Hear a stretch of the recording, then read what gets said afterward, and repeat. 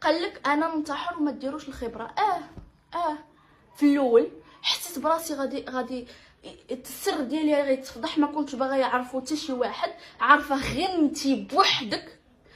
كنت كنقول ويلي كلشي غيعرفني، العائله غتعرفني، كلشي.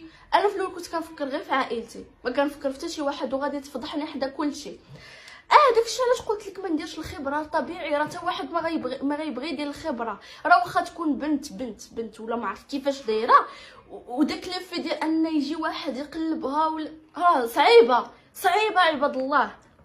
كنت ما بغيتش ندير الخبره، ولكن درتها بالسيف عليا، ولكن تقلبت بالسيف عليا، ولكن تشوهت بالسيف عليا، ولكن كلشي دار بالسيف عليا.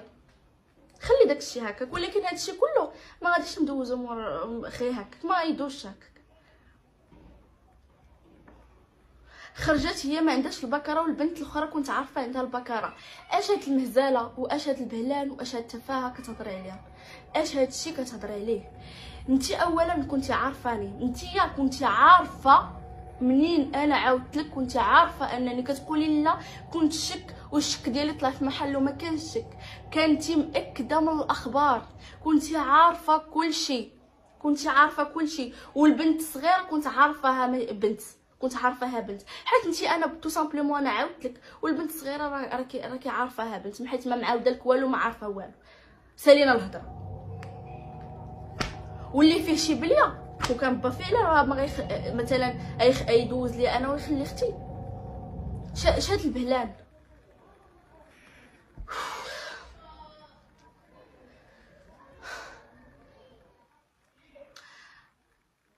قال لك انا كان عندي تناقض كبير في اقوالي، انا كنت كنتناقض في اقوالي عند الضابطه القضائيه. هذه غنبغي نوضحها للناس، والله العظيم البنات الا كنهضر والدوخه شاداني باغا غير نتكا ونرتاح.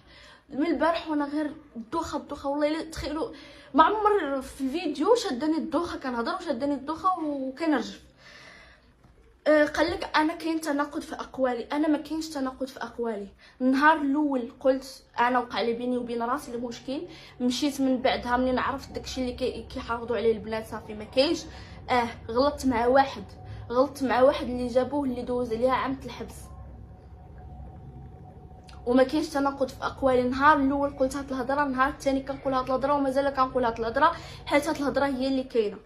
وبابا ما عمرو دخل معايا لعند الشرطه، ما عمرو دخل معايا للتحقيق. بابا كان كيجلس على برا، وكنت انا مثلا انا واختي ولا غير انا بوحدي، وكان عاوتاني بابا ملي كيدخل حنا كنخرجوا، ما عمرنا تواجهنا بحال هكا.